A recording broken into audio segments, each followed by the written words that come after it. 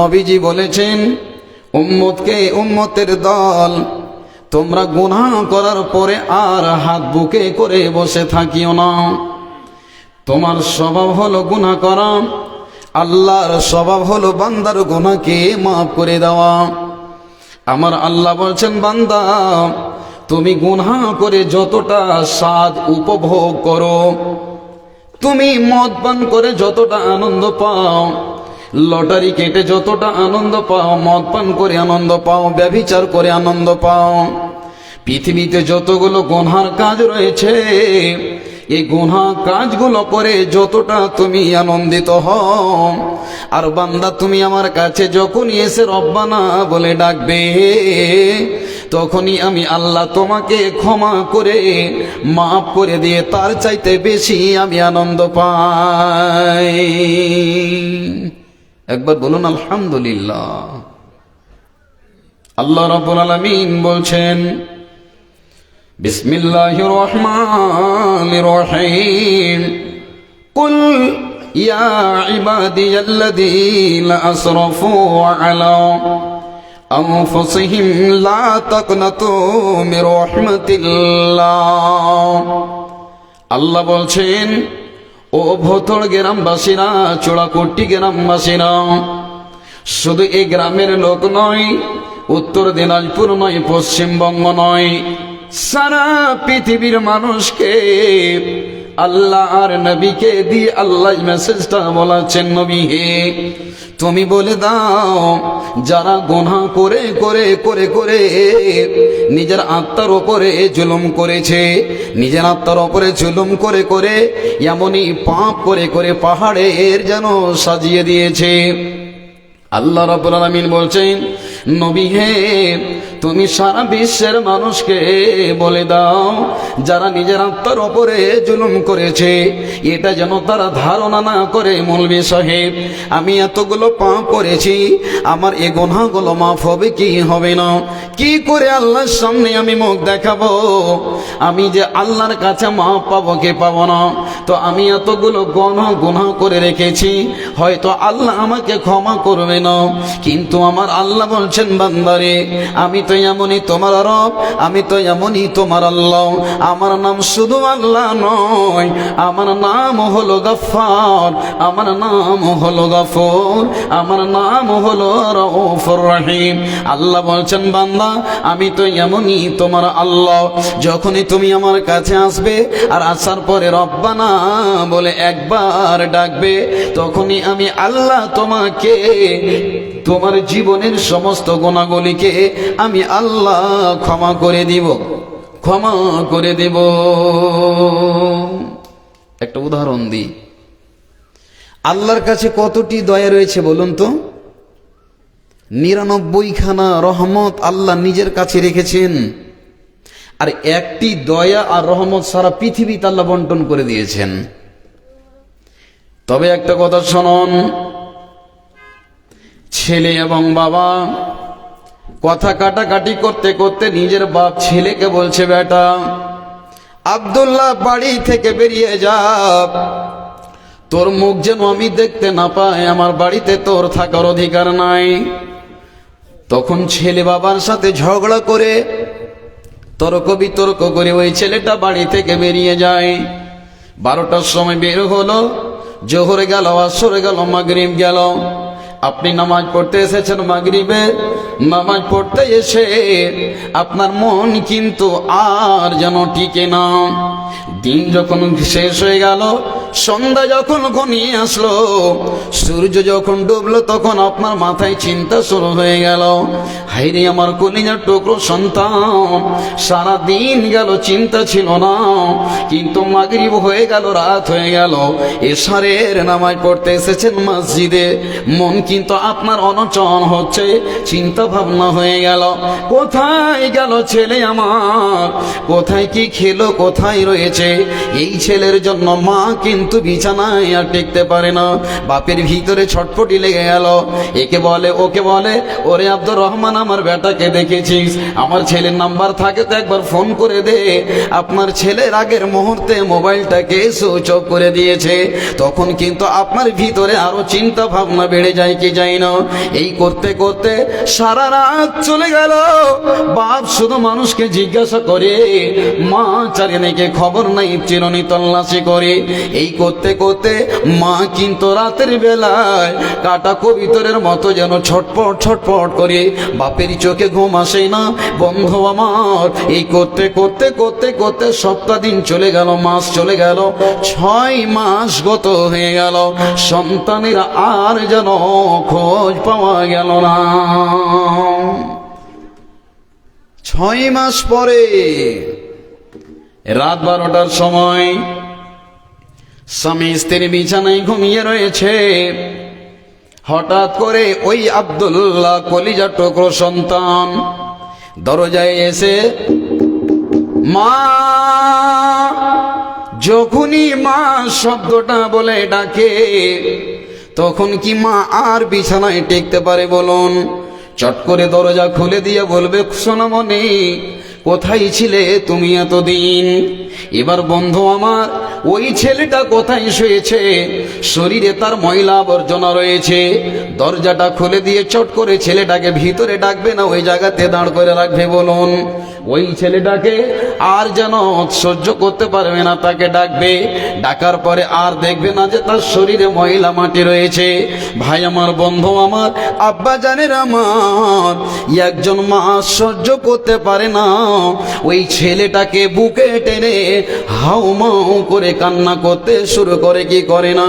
তেমনি আমার আল্লাহ বলছেন, বান্দারে তুমি এই জীবনে কত যে গুনাহ করেছো, আর গুনাহ করার পরে অন্ধকার রাত্রে আমার দরজায় মসজিদে এসে রব্বানা বলে ডাক দিবে, আতিনা ফিদ দুনিয়া হাসানাতাও ওয়া ফিল আখিরাতি হাসানাতাও ওয়া কিনা আযাবান নার। রব্বানা রব্বানা রব্বানা যালামনা আনফুসানা ওয়া ইল্লাম তাগফির লানা ওয়া তারহামনা লানাকুনান্না মিনাল খাসিরিন। যখনই আপনি মৃদু কণ্ঠে নম্র ভাষায় কান্নার সুরে মসজিদে এসে ডাকবেন, আপনি কত যে জীবনে পাপ না বুকে জড়িয়ে আনন্দ করে বুকে টেনে নাই। তেমনি বান্দা, তুমি যখনই আমাকে রব্বানা বলে ডাকবে, আমি আল্লাহ তোমাকে বুকে জড়িয়ে ধরে নিয়ে আমি তোমার জীবনের সমস্ত গুনাহ খাতাকে মাফ করে দিই। একবার বলুন আলহামদুলিল্লাহ। বলছেন বিসমিল্লাহির রহমানির রহিম, ওয়া ইন্নী লাগাফফারুল লিমান তাবা ওয়া আমানা ওয়া আমিলা সালিহান সুম্মা তাদা। আয়াতটা ভালো করে শুনবেন। আমার আল্লাহ বলছেন, বান্দারে, যারা যারা যারা আল্লাহকে ক্ষমাশীল মনে করে তওবা করবে, আর যারা আল্লাহর দিকে ফিরে আসবে, ঈমান নিয়ে আসবে, আমানা ওয়া আমিলা সালিহা সুম্মা তাদা, আমার আল্লাহ বলছেন, বান্দা যতই তুমি গুনাহ করে রাখো আর গুনার পরে আমার দরবারে আসো, আমি আল্লাহ তোমার গুনাহগুলিকে মাফ করে দেব। আমি তোমাকে আর গুনাহগার করে রাখবো না। যেমন একটা ময়লা যুক্ত কাপড়কে সারাপ দিতে গেলে, সাবান দিতে গেলে চকচকে হয়ে যায়, আমার আল্লাহ বলছেন, বান্দা তুমি গুনার পাহাড় নিয়ে আমার কাছে একবার আসো, আমি আল্লাহ তোমাকে মাফ করে দেব, ক্ষমা করে দেব। শুধু তাই নয় রে বান্দা, সুম্মা তাদা, আমি আল্লাহ তোমাকে হিদায়াতের পথটা দেখিয়ে দেব। তোর দ্বারাতে আর কোনোদিন গুনাহ হবে না, হবে না। ঈমান নিয়ে আসেন, আমলে সলে করেন, আর তওবা করেন। আল্লাহ বলছেন, তোমাকে আমি হিদায়াতের পথ দেখাবো। আল্লাহ আর একটা দয়ার কথা বলছেন। ভাই আমার, বন্ধু আমার, পারেও নাও পারে, তবে আপনি কোরআনকে আল্লাহ রাব্বুল আমিন বলছেন, বান্দা তুমি বিগত 70 বছরে যত গুনাহ করেছো আমি আল্লাহ রাব্বুল আলামিন কি করব? উলাইকা ইউবাদদিলুল্লাহু সাইয়্যাতিহিম হাসানাতিন। 70 বছরের যত গুনাহ রয়েছে ওই গুনাহগুলোকে আমি আল্লাহ নেকিতে বদলে দেব। বলুন সুবহানাল্লাহ। ভাই আমার, বন্ধু আমার, হে আমার মা বোন আমার, যারা গুনাহ করে আজকে বসে আছেন এটা কোনো সময় ধারণা করবেন না মৌলভী সাহেব গুনাহকে আমার আল্লাহ মাফ করবে কি করবে না। আল্লাহর দয়া তো, আল্লাহ কোনো সময় চাই না যে আমার বান্দা জাহান্নামে যাক। আল্লাহ কত বড় দয়ালু। একটা গ্রামের যদি কোনো ছেলে অন্যায় করে আর যদি সমাজে বিচার ডাকে,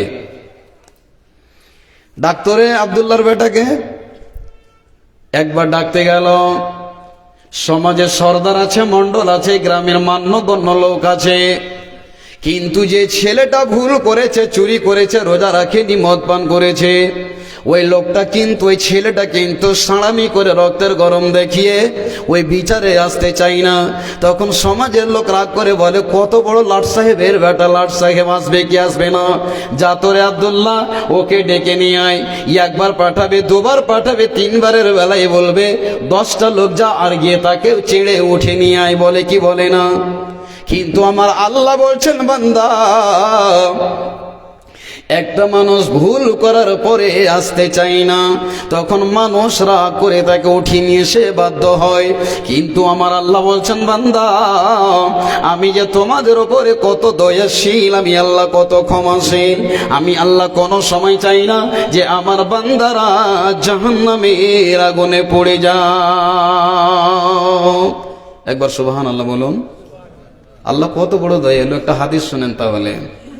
আল্লাহর নবী বলছেন, ইয়ানজিলু ইলা রাব্বানা, ইয়ানজিলু রাব্বানা ইলা সামাই দুনিয়া ফি কুল্লি লাইলাতিন।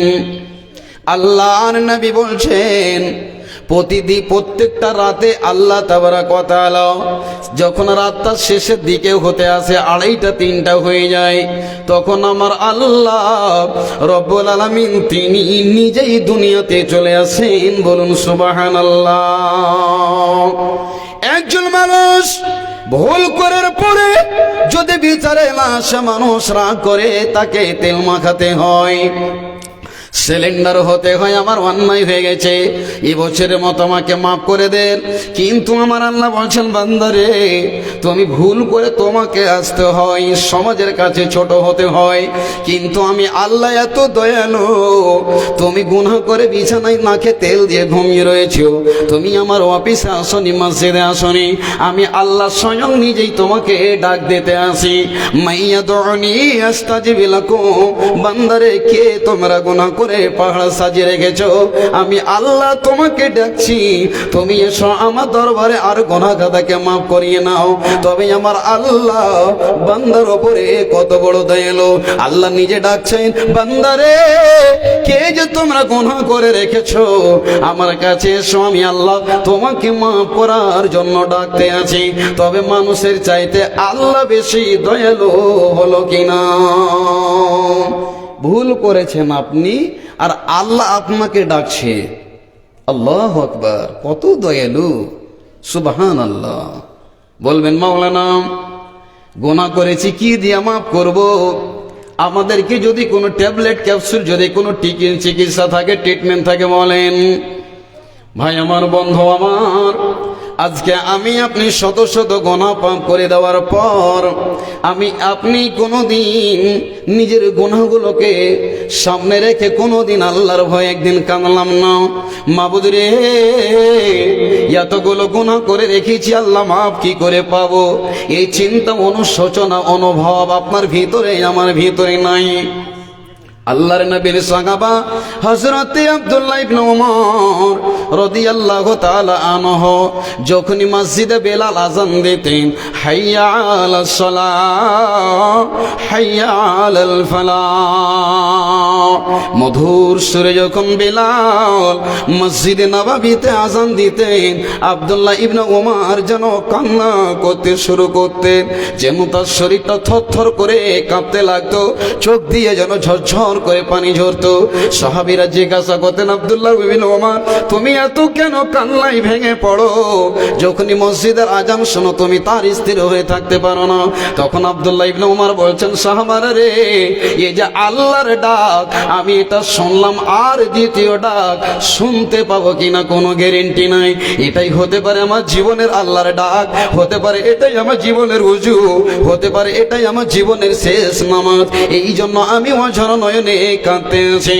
বিশ্বনবীজি জনাবে মুহাম্মদ রাসূলুল্লাহ বলুন একবার সাল্লাল্লাহু আলাইহি ওয়াসাল্লাম বলছেন, উম্মত রে, নামাজ পড়তে বসেছো, ডান দিকে সালাম ফিরেছো, বাম দিকে সালাম ফেরার টাইম পাবে না, তুমি মৃত্যু হয়ে যেতে পারো। এরই নাম হলো মানুষের জীবন। তওবা করেন, আল্লাহর দিকে ফিরে আসুন। এটাই ছিল চিন্তা ভাবনা সাহাবাদের। এবার বলবেন, মাওলানা কি দিয়ে আমরা গুনাহগুলোকে মাফ করব? কোনো ট্রিটমেন্ট আছে কিনা বলুন তো। বলবো না ছেড়ে দেব? কি ট্রিটমেন্ট রয়েছে? আপনি যে পাহাড় বানিয়ে দিয়েছেন গুনাহ করে করে, আল্লাহ তাবারাক ওয়া তাআলা বলছেন, বিসমিল্লাহির রহমানির রহিম, উদউ রাব্বাকুম তাযাররুআন ওয়া খুফিয়া। আল্লাহর কোরআন বলেন, আমার বান্দারা তোমরা আল্লাহকে ডাকো, তোমার রবকে তুমি ডাকো। দুটি পদ্ধতিতে ডাকবে। এক নম্বরে যেটা পদ্ধতি আমার আল্লাহ বলছেন, উদউ রাব্বাকুম তাযাররুআ। আল্লাহ বলছেন, বান্দা তুমি গিড়গিড়িয়ে কান্না করে তুমি কাঁদবে, আর কেঁদে কেঁদে তোমার রবকে তুমি ডাকবে।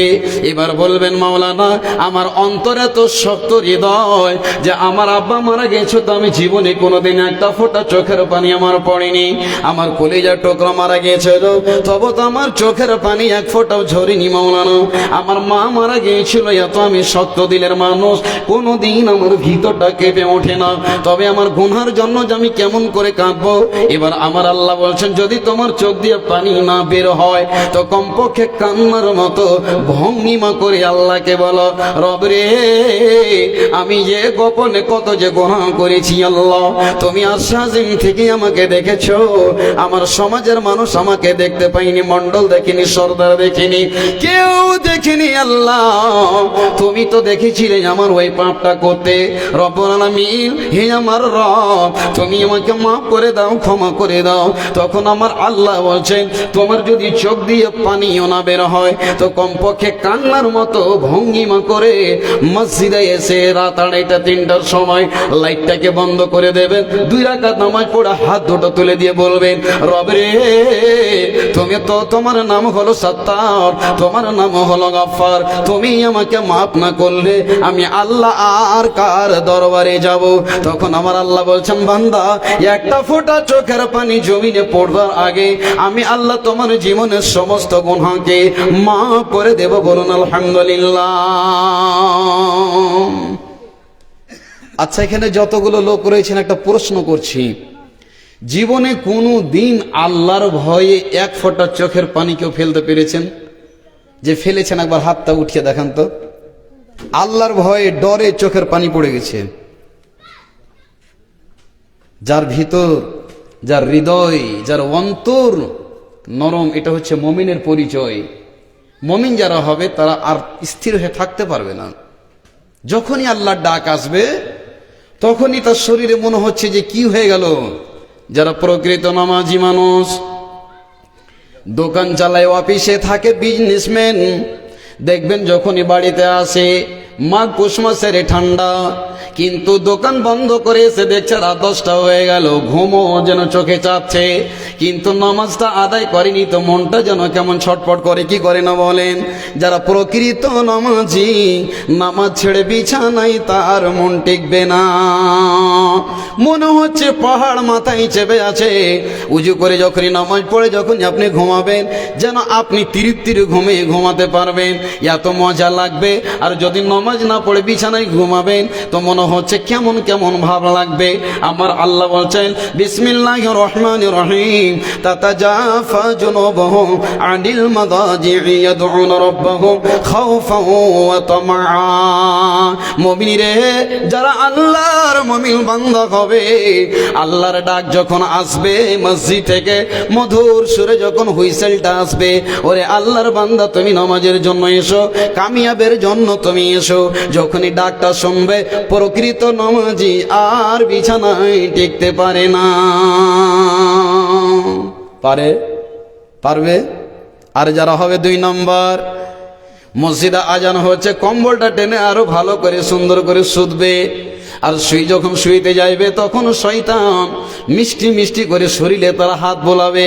এই স্বভাবটা শয়তানের, আর মানুষের স্বভাব এটাই। যখন আজান হবে তখন আরো যেন ঘুমটা চেপে আসবে, এমন একটা স্বপ্ন দেখাবে আপনাকে, সময়টা যেন 2 ঘন্টার সময়টা 2 মিনিটে স্বপ্নতে কেটে যায়। এরকম হয় কি হয় না? এটা হলো শয়তানের ওয়াসওয়াসা। আর সেই শয়তান তখন বলে নাম ফারকুদ, ওরে আল্লাহর বান্দা তুমি ঘুমাও, আরো অনেক টাইম রয়েছে, লম্বা রাত, এত তাড়াতাড়ি তুমি মসজিদে যেও না, এই তো আজান হলো। এমন একটা স্বপ্ন আপনি দেখতে লাগলে সূর্য উঠে গেছে তাও আপনার ঘুম ছুটে না। আমার আল্লাহ বলছেন মুমিন যারা হবে, আল্লাহর ডাক শোনার পরে আর বিছানায় টিকতে পারবে না, সঙ্গে সঙ্গে উঠে আল্লাহর দরবারে যাবে। আর যারা শয়তান, যারা শয়তানের পার্টি, আজান শুনলে মিষ্টির ঘুম আরো আসে কি আসে না? ভাই তোমার জামাত কেন ছুটলো গেছে, মুলি সাহেব আর কইও না। এই শালা শয়তান এমন স্বপ্ন দেখাতে লেগেছে যে সময়টা কখন কেটে গেল। ভাই আমার, বন্ধু আমার, আল্লাহ তাবারক ওয়া তাআলা রব্বুল আলামিন বলছেন, বান্দা মুমিনের 2টি পরিচয় হবে। তবে আমি যে কথাটা বলছিলাম, এই চোখের পানির কত দাম, কত দাম, কত দাম। আপনার চোখ দিয়ে যদি পানিও না ঝরে তো কান্নার মতো ভঙ্গিমা করে আল্লাহকে ডাকবেন। একটা জ্যোতিষশক্ত দিলের মানুষ, পুরুষ হোক, তার স্ত্রী তাকে কখন পগলাতে পারবে বলেন তো? খুবই রাগী স্বামীটা, ও জানে দিনের বেলায় যদি বলি তো আমার স্বামীকে মানাতে পারবো না। যখন আপনার বিবি আপনার কানের কাছে একই বালিশে 2টা মাথা রেখে ঘুমাতে যায়, তখন আপনাকে বলবে, ও আব্দুর রহমানের বাপ, একটা কথা বলতে চাইছি, বলতেও ভয় লাগছে, তুমি তো খুব মিজাজি মানুষ, এরকম বলে কি বলে না? তখন তার যতের আগুন্নিত স্বামী হোক, তখন বলে, পাগলি রে বল, তোর সব সময় এর ধরনের কথা, যা বলবি বল, এখন আমি শুনবো। তো ভাই আমার, বন্ধু আমার, স্বামীকে রাজি করার জন্য একটা নির্দিষ্ট টাইম থাকে স্ত্রীর। তো আমার আল্লাহ বলছেন, বান্দা তুমি যখন গভীর রজনীতে আমাকে এসে ডাকবে, তখন আমি আল্লাহ তোমার ডাকে আমি সাড়া দেব। আল্লাহ রাব্বুল আলামিন বলছেন, বান্দারে 2টি আশা নিয়ে তুমি যখন আমার কাছে আসবে, ইয়াদউনা রাব্বাহুম তামাআ ওয়া খাওফা ওয়া তামাআ। আল্লাহ বলছেন আল্লাহকে ডাকবে, রব্বুল আলামিন ও গো আল্লাহ, গ্রামের সবাই ঘুমিয়ে রয়েছে, বিবিকে রেখে আসলাম, ছেলেরা ঘুমিয়ে রয়েছে, আল্লাহ তুমি ছাড়া কেউ এখন আমাকে দেখতে পাই না, আল্লাহ তোমার কাছে আসলাম, ক্ষমা করে দাও। আল্লাহ তোমার জাহান্নামের ভয়ে এবং জান্নাতের লোভে আমি এসেছি। আমার আল্লাহ বলছেন, বান্দা তুমি 2টি যদি এরকম মন নিয়ত নিয়ে আসো, আমি আল্লাহ তোমার গুনাহ খাতাকে আমি আল্লাহ মাফ করে দিলাম।